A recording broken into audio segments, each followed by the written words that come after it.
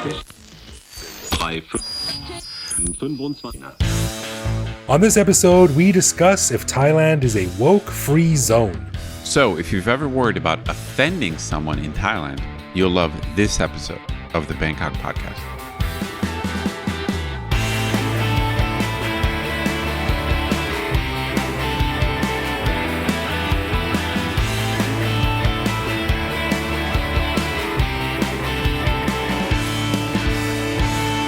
Sawadee krab, and welcome to the Bangkok Podcast. My name is Greg Jorgensen, a Canadian who got into a fight with a beaver and lost, and was then legally required to leave Canada, so I came to Thailand for a new start. Like, somehow I find that believable. And I'm Ed Knuth, an American who came to Thailand on a one-year teaching contract 22 years ago, fell in love with racing home to avoid torrential downpours that will shut down this whole city, so I never left. That's right. Throwing money at the cab driver. Faster, faster.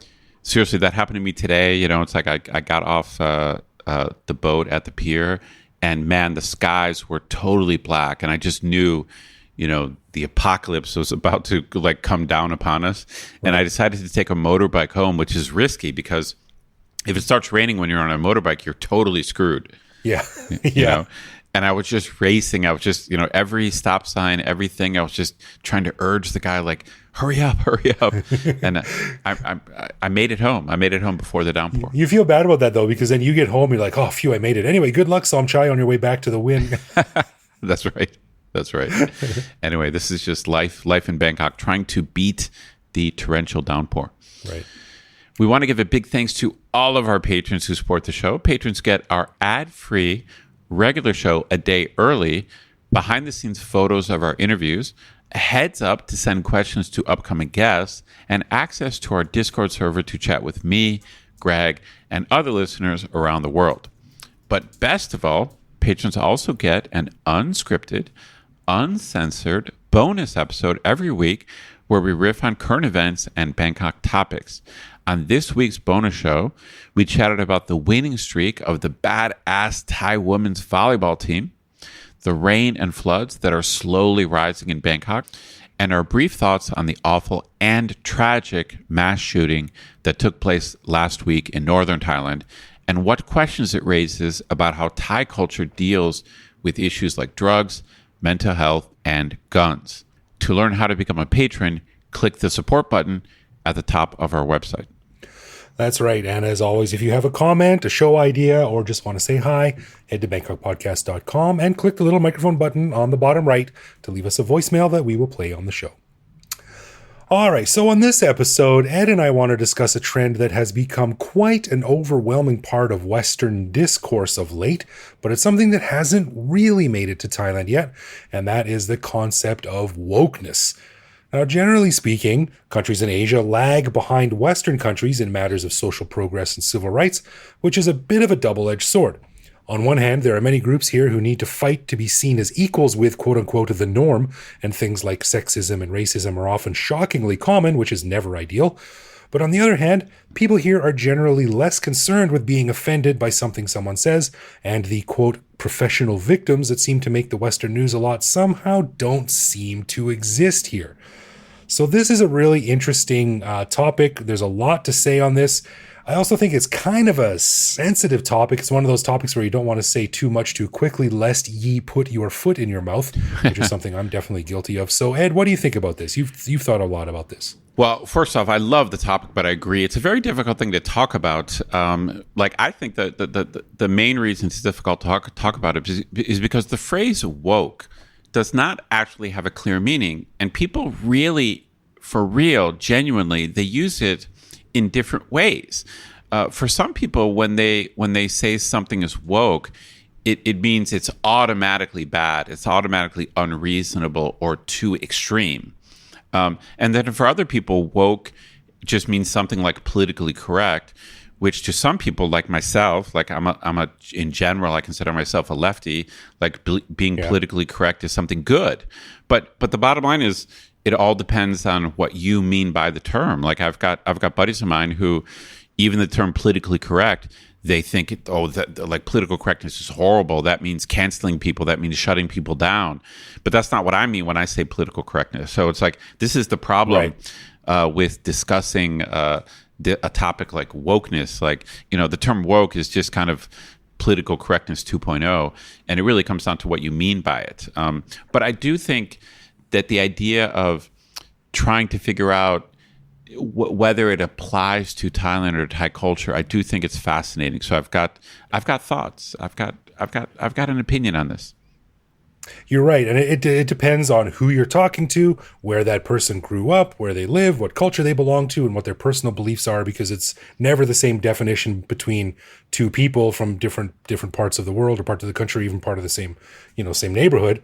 And just to illustrate that, I'm going to read 3 different definitions of wokeness here that I found online, just to sort of give you an idea of how different it can be defined. So the first one is from dictionary.com. Adjective: having or marked by an active awareness of systemic injustices and prejudices, especially those related to civil and human rights. Okay, pretty anodyne. The next one is from the Urban Dictionary, which is sort of a little bit like Mos Eisley. But this one is sort of middle of the road. It says, originally intended to mean alert to civil rights issues or takes an enlightened approach to civil rights, its meaning has changed. It is now associated with adopting an obsessive, blinkered, or deliberately obtuse approach to certain civil rights, particularly in relation to equality. It refers to an approach which is overall and on balance harmful to society, ignores context and counterpoints, and is ignorant of the wider ramifications of the position taken. Right. Yeah. Right. So this is So this is almost saying wokeness is almost by definition something bad. Right. And then, of course, we have the sort of more hysterical definition also from the Urban Dictionary, which says, being woke means to be paying the fuck attention to what's going on, because if you don't, you'll get fucked over and left behind. Also, get your fucking head up out of the fucking sand, you fucking lame idiot. Life isn't all about getting high and getting laid. Wake the fuck up. Yes. That's what it means to be woke. Yeah. This is part of the problem. Like, just the word woke itself has been distorted. But this just reminds me of just back. I think it was probably in the 90s that the term politically correct became popular. And for me, just in my situation or where I was, when political correctness became a thing, what I thought it meant is that it wasn't cool to make fun of minorities openly. That's what I thought political correctness was. Now, the weird thing is where I grew up on the east side of Cleveland in a mostly white suburb. But the funny thing is when I was a kid, even though I grew up in a mostly white suburb, I don't have any memory of telling jokes about, for example, black people or insulting black people. I don't remember that. For some reason, I have an explanation for this, but in my eastern suburb of Cleveland, our big thing was to make fun of Polish people. and I have it's funny, as a kid, of course, you don't question this, but as a kid, like, we traded Polish jokes. And listeners out there, or if we have Polish listeners out there, I apologize. I was just a kid. I had no idea, like, what was going on, but we just told quote unquote Polak jokes. Mm-hmm. And I now know, like, over the years, eventually, like, I figured out that the east side of Cleveland has a very prominent German community, which my family is a member of. Like, so one side of my family is German. And in general, and it's not even just Germans, but I think that the way European culture got interpreted in the States, I think it has something to do with Germany invading Poland first, and Poland getting caught by surprise or not giving much resistance. Man, there's a lot to unpack in there, isn't there? Yeah. So no. This is the way culture works. I think what happened is there just became this idea. Which is just silly and not true, but it just became this idea that Poland was weak or something. I'm just telling you like it is. This is where I grew up. Like, we told Polish jokes, but of course, when you're a kid, you have no idea why. Yeah. Right. But then, as I got older, or when I was at university, and in the 80s, and then like this idea of political correctness, and this was just, to me, I just thought of it as this idea that, like, hey, it's not cool to tell a Polish joke. It's not cool to tell a joke about black people. It's not cool. So that was all I thought political correctness was. And and I was like, yeah, that's right. Yeah, like, you really shouldn't do that. Whatever. It's just not cool. It's not right. But then subsequently, when I was in law school, when I started to talk to classmates about political correctness, and I encountered some classmates were like, "Oh man, political correctness is horrible." I was like, "What do you mean? Like you're in favor of telling jokes about Polish people? Like what do you?" Okay, right. Like what do you mean? But to them, political correctness is like censorship.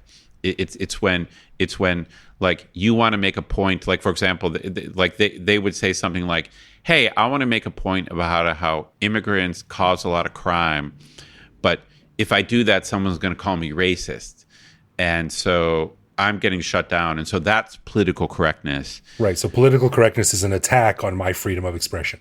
That's right. And so this was, more than 20 years ago. I became aware of this, like, I don't know what the right word is. There's like a conflict in what people mean by these things. And I think, and to me, wokeness, so to me, like these debates about wokeness, I'm like, hey, I've been there. Like I was alive in the 90s. So like, I was there when it started. Yeah. Well, this is the same thing about as there is about political correctness. Yeah. But let's turn the debate to Thailand. So you made this point that in some ways Thailand is quote unquote behind in terms of civil rights. So can you clarify that? What do you mean by that? Well, in some ways it is, in some ways it isn't. But I mean, like we've talked about on the show before, there's a very casual attitude towards racism a lot of times. We've seen it in those, those blackface ads on the BTS and only white people can sit here and things like that.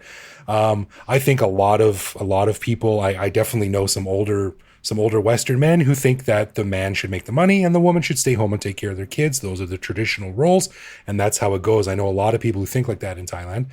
So I think for a lot of things, we do lag behind that. Like, you have the struggle for gay marriage and for, trans rights and, anti-racist language and stuff like that. They're still behind where they are in the West. And, it's not saying the West is perfect by any stretch of the imagination, but I think a lot more work needs to be done here to get it to the point that you and I are familiar with or comfortable with in a lot of Western countries. Yeah, I think in general, I agree with that. And there's different reasons for it. But I think it just has a factual statement. This is probably true. It's been a while since I've seen it, but I think a couple of years ago we probably talked about it. Do you remember? I haven't seen it in a while, but do you remember that there was a Thai brand called, I think the brand itself was called Black Man. Yeah, Black Man cleaning products. Yeah, that's right. And and again, it's just, this is a good example of something that is not politically correct. Essentially, it would be like a range of like mops, and then the brand of the mop was called Black Man, and then in the logo it would be like a black person like mopping the floor. Like it's so politically, it's almost the definition of politically incorrect. But I remember seeing this on the shelves in Thailand, for 10 years when I first got here. Black Man cleaning products. Even Darlie toothpaste used to be called Darky. Now that's not a Thai brand, and I don't know where Black Man cleaning products was either, but they were certainly sold here. So that's a bit of a larger issue. But only in the last 10 years or so did they bow to public pressure and changed Darky to Darlie. That's right. And I think I haven't seen Black Man. I haven't seen that label in a while. But yeah. But generally, I think that what that illustrates is that things that just are okay here, that no one bothers to make a big deal of, just would not fly in the West. That's right. And it's getting better, but it's still behind what many Westerners are probably used to. That's right. But here's my take. So if you ask me, like, is Thailand a woke free zone? I think the answer is probably yes, especially if you mean extreme wokeness. So my thing as like I consider myself a reasonable person, but I am like a liberal and I am on the left. So there are examples of what other people call wokeness that I do think is too extreme. So I feel like I'm somewhere in the middle on this topic. So even when I'm listening to a conservative who I might disagree about a lot of things, sometimes I think they make good points about what I would say is wokeness taken too far. Yeah. And so, so this is the case of where people are just taking offense at things that I would consider minor or things that I think in the way life really works is you should just really kind of take it on the chin. Like, it's people who are, as you said, like sometimes people use this phrase like a professional victim. So I do think this is a problem. And I don't always agree with people who claim that they've been offended. Like, I think when someone says, I'm offended, you have the right to do that. And you can't argue with someone else's feelings, right? So anyone who wants, definitely. Anyone who wants to can say, I'm offended. That's fine. You have the right to say that, and you have the right to feel that. But I think other people, they don't always have to take that seriously. That, okay, you have the right to be offended, but other people don't have the burden necessary to agree with you that they have done something wrong. Yeah, totally. Yeah. Even the wonderful social commentator, Stephen Fry, one time someone said to him, I'm offended. And he said, well, so what? I don't have to do anything about that. You're more than free to be offended. Go nuts, be offended all you want. But that doesn't, that doesn't move the onus on me to do something. Like, that's exactly right. That's great. That's exactly right. And so there are certainly these extreme examples. And, my problem is not being back in the States, like living over here. I don't really know how common these extreme examples are. So, this is the problem when, there's 7 billion people on the planet, that I think when it comes to politics, each side, they can find isolated examples to prove their point.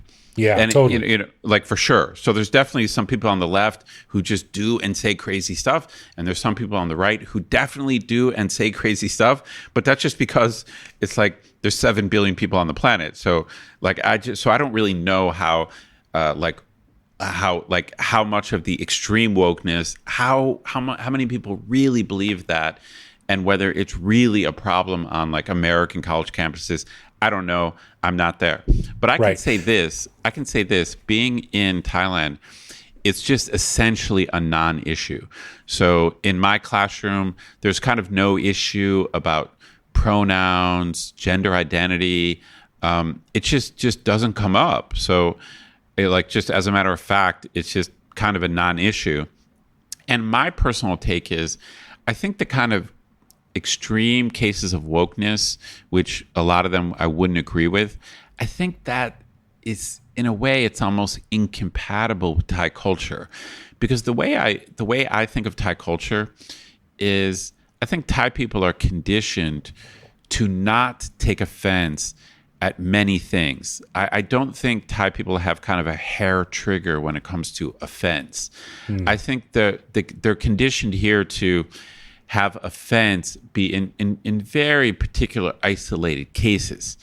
So Thai people are human beings, and they definitely can be insulted. They can and will be offended. But I think it's only if you cross certain very bright lines.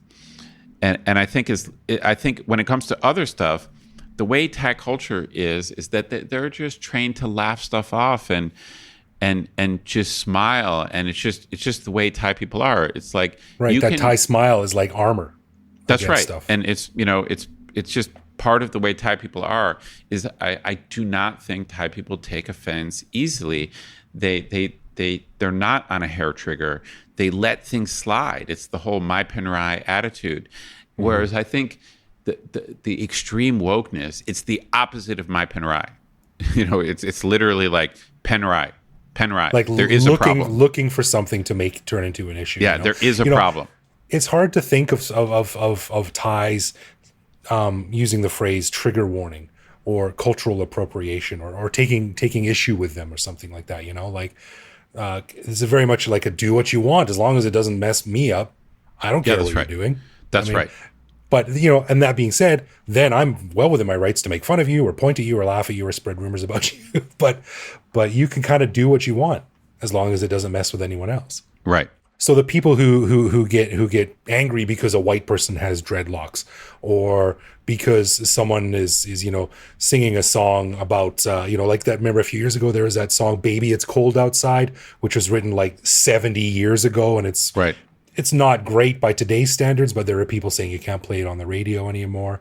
I mean, you follow something like that to its logical conclusion, and you're like, well, Caravaggio is one of my favorite painters from back in the 1500s, and he was a notorious thief and murderer. Are you going to go to the Louvre and take down his paintings too? Like, how far do you go? And this is the unanswerable hypothetical that you can put forward. But I think what it gets its fuel from is that something I've said a lot before, whether it's the Bible or Star Wars or any sort of, central core definition of a movement, the ultra fans can take it too far and turn off people who aren't, in that orbit of that thing. So something like that can be distorted and pushed too far, and it can sort of give the whole thing a bad name. I agree. I basically agree. I mean, I think that it's this whole question is actually a difficult one because, like I said, there's a lot of things that other people would say are woke that I would totally agree with. So obviously, I tell my students all the time that I'm a feminist. I believe in equal rights for women, and I think society should be a meritocracy. And if a woman is capable, like, she should be able to work any job a man can work, and she should be able to get paid the same thing a man gets paid. And women, common sense. Yeah, right. But that's what I'm saying. It's like, when you say that's common sense, that means you are in a certain place in the political realm. So right. So when you say woke, that's not what you're talking about. Like, you're talking about something extreme and unreasonable.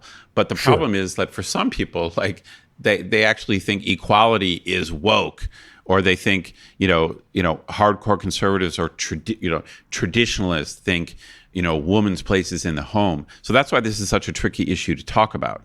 Right. It's impossible. It's totally impossible to define for everyone. Like, I don't know what you mean by woke, when other people use the word woke. So as long as you're down with, like, true equality, well, then, okay, then, we can have a conversation. It's enough. like to me, like, women being able to work, or, like, as long as you're down with non-discrimination based on race, gender, religion, as long as you're really down with that, then we can have a conversation. So, I mean, I grew up in Alberta, in Canada, right? And there's a lot of Amish and Hutterite communities around where I grew up. The people that, they don't have technology, they don't use zippers, and they wear all black clothing, and they farm and stuff like that. I wonder what they think about all this woke stuff. Like, is someone listening to the radio, is that woke? Or is that evil? I wonder what their definition is. A bit of a non sequitur. But I don't know. It's a good question. But back to what you were saying about how I agree with you that Thailand is not a woke, is essentially a woke free zone, and I really am a little bit scared of if I ever moved back to Canada or somewhere in the West where wokeism, whatever it may be, is a bit more prevalent, that I would probably get caught saying something that is by that standard offensive, but in Thailand is totally normal. No, I agree. So I'll call someone like a or something like that, and then next thing I know, I'm fired from my job. I got my lease on my apartment confiscated. So there's something that really does scare me, is because I'm so used to not having to worry about that living in Thailand. No, but if I agree. ever did move to a place where I do have to worry about it, I would slip up and I would face the consequences, whatever they may be. Yeah, I agree. Especially, like, for me, being in a university community, I wonder if I would be able to adapt to a university community in the States, just because I've missed this whole, like, the last 20 years of wokeness. Exactly, and again, it's like it's like such a tricky thing, because I'm sure some of the changes and some of the updates, like, I would agree with, so it's like, I want to be woke, like, I agree, and but then some of it, at least some of the stuff I read about, I just don't know how accurate it is. Some of it seems like it's gone too far. But it's just, to me, it's just like, I feel like Thailand has, as you pointed out, Thailand just has this armor that it's just deeply embedded in Thai culture, that you should kind of roll with the punches, and you should laugh off a lot of stuff. Thais are very good at just laughing stuff off. And right. I guess it's, like you and I we've kind of fallen in love with this. It's like Thai people are just kind of chill and laid back, and there is kind of just a whatever dude attitude here, right? Unless you cross certain bright lines, it's like, so right. It's not that Thais don't have limits, they do. It's just the limits are pretty far back, And, as long as you have a smile on your face, they'll there's a certain charity here where, like, you could say something that might be considered rude in the West, but depending on how you say it, Thai people will kind of have charity and they'll assume you don't mean anything offensive. Right. Whereas, Yeah. whereas in extreme wokeness, the assumption is like you're trying to offend someone. But I also think there needs to be the room for discussion and interpretation and honest discourse about an issue, right? Like, I generally think the concept of trigger warnings are kind of silly, especially when I hear things like, oh, you can't read Shakespeare, they have to have a trigger warning for violence or something like that, So my default is like, I think trigger warnings are kind of, overblown bullcrap. But, then when I was back in Canada, a few months back, I was talking to a buddy of mine and we were talking about this kind of stuff. And he had, a serious incidents of violence when he was younger. And now he does need and requires a trigger warning for certain things. So I think that, in that case, it's totally legit. And maybe I should adjust or update my definition and my outlook on what a trigger warning means to people. And maybe they are legitimate for some people in certain cases, So I think that while Thais do have that sort of laid back my attitude, then I do think there needs to be room for, some evolution and rolling with the changing social norms, especially as, the internet makes everything connectable and immediately viewable and news travels so fastly around the world. I'm kind of ranting now, but you get what I'm talking about. No, for sure. I mean, you and I have talked before about how, unfortunately, part of the Thai chill attitude, like chillness, can also be cluelessness. So we've talked before about Thai people sometimes wearing like swastika symbols or like painting like Hitler or like on the side of a wall. That's really interesting. So if we get offended by that, a Thai person could say like, "Oh, you're too woke." That's right. No, it's like, right? Yeah, you're right. So that's why I'm saying that's why this issue is so tough, because it's really about judgment and it's really about how you draw the line. And right. I sometimes I wish Thai people were more likely to take offense or more aware of why other people take offense, because the Thai people have to accept that even though they're pretty chill, that doesn't mean everyone is chill, and that they should respect the fact that other people are offended by certain symbols. Does that make sense? Yeah, exactly. Or, let's flip the coin a little bit. Another example is like me complaining about being charged 10 times the price to get into a national park, and a Thai person would be like, you're being too woke, man. Just let it go slide off your back. Like, That's right. Yeah. That's why this whole damn issue is just like a huge gray area. But right. But my final view is that I do believe that when it comes to like the extreme wokeness, which I don't agree with, the like people who just seem to be like they're participating in like the victim Olympics, like who can be like more of a victim. I Right. think that does go against like Thai culture. I don't think that's going to come here, which I guess is a good thing. So as long as like I want the good aspects of wokeness to come to Thailand and the good aspects of political correctness, but I think Thai culture is a bit of a barrier to like the easy offense. I agree. I think you're right. Yeah. And I think that magical Thai smile, like I said, it's armor. And as long as you're not doing something that is hurting another person or is affecting them in a negative way, then really you're kind of left up to your own devices. I think you're right. Yeah. But at the same time, there needs to be some wiggle room in there, because you do have to respect other people, and everyone's different. So, you need to be aware of that. Yeah, and you got to be aware of like bright lines. And in Thailand, the bright lines usually are, religion, the monarchy, and maybe just like Thailand in general. So like if you obviously if you're trying to insult Thai people in general or directly, Thai people are not going to be too happy about that. But other than some obvious bright lines, things are pretty chill here.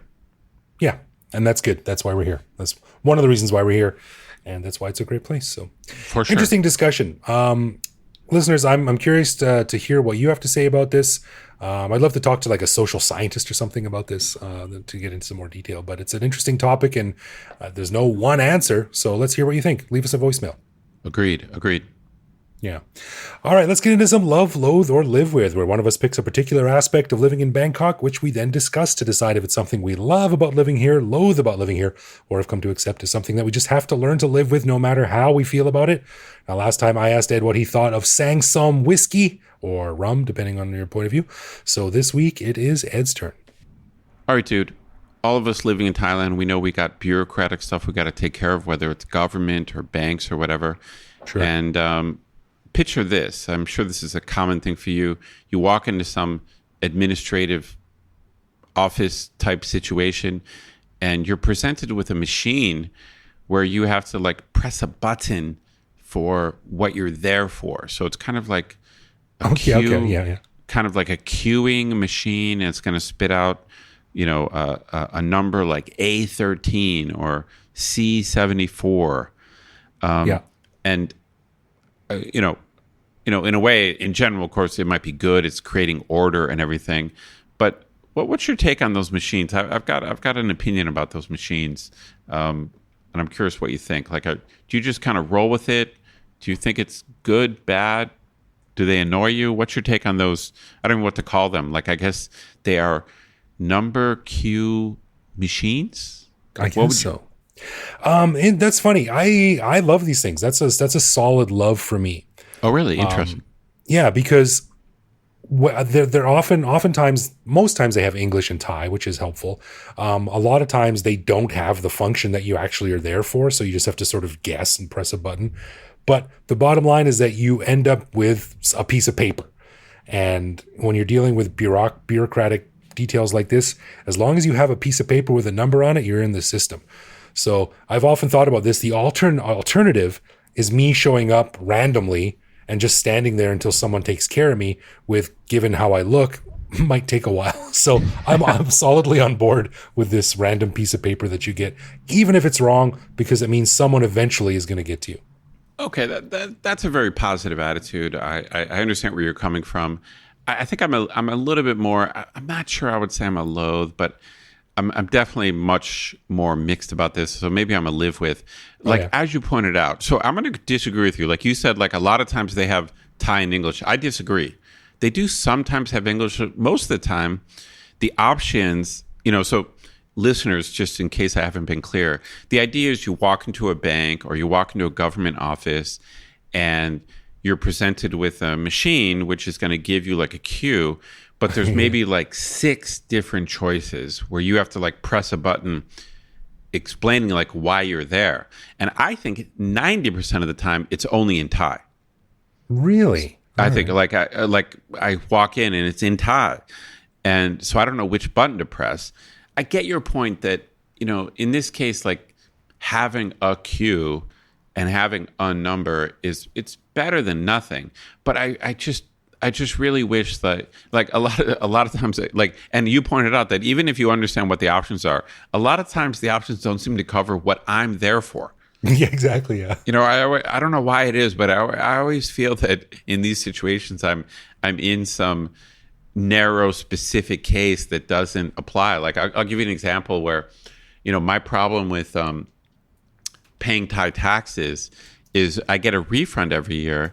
And the refund is supposed to automatically go into one of my bank accounts.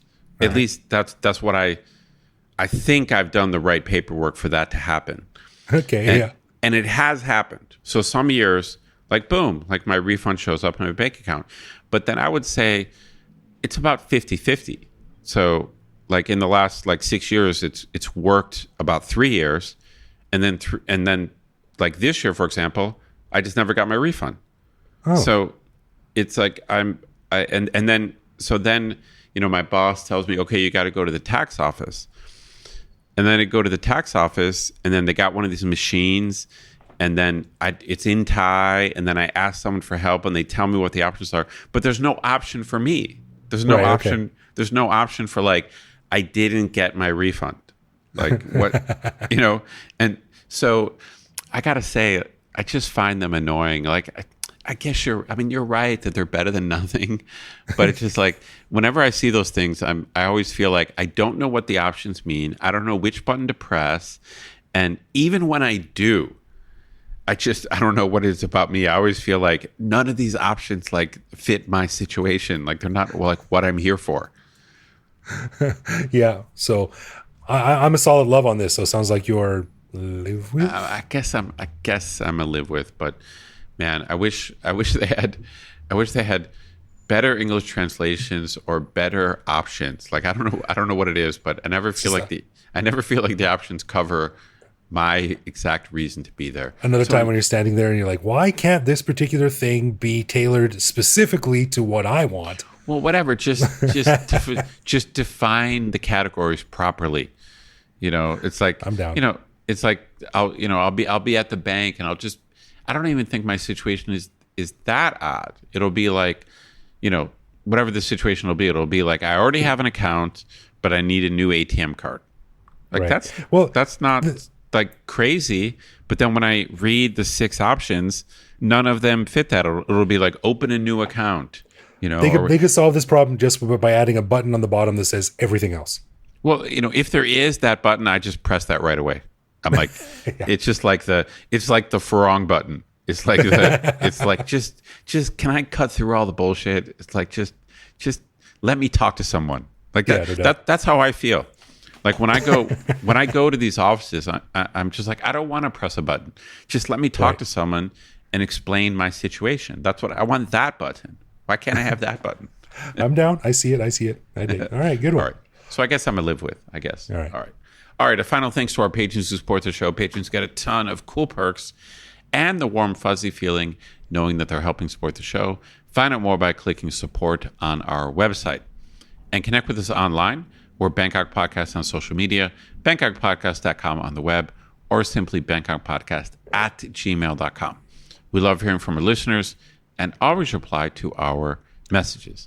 Yeah, baby. You can also listen to each episode on YouTube. You can send us a voicemail through our website that will feature on the show, or even reach out to me directly on Twitter where I am BKK Greg. So thank you for listening, everyone. Take care, hug your kids, and we'll see you back here next week. For sure.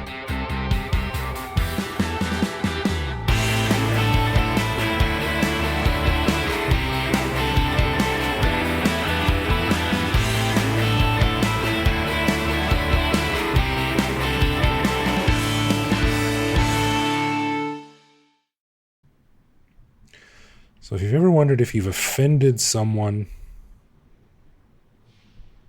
on this episode we discuss the time. How about this? Maybe if you've ever worried about offending someone in Thailand or offending a Thai person, if you've ever worried about offending a Thai person, yeah.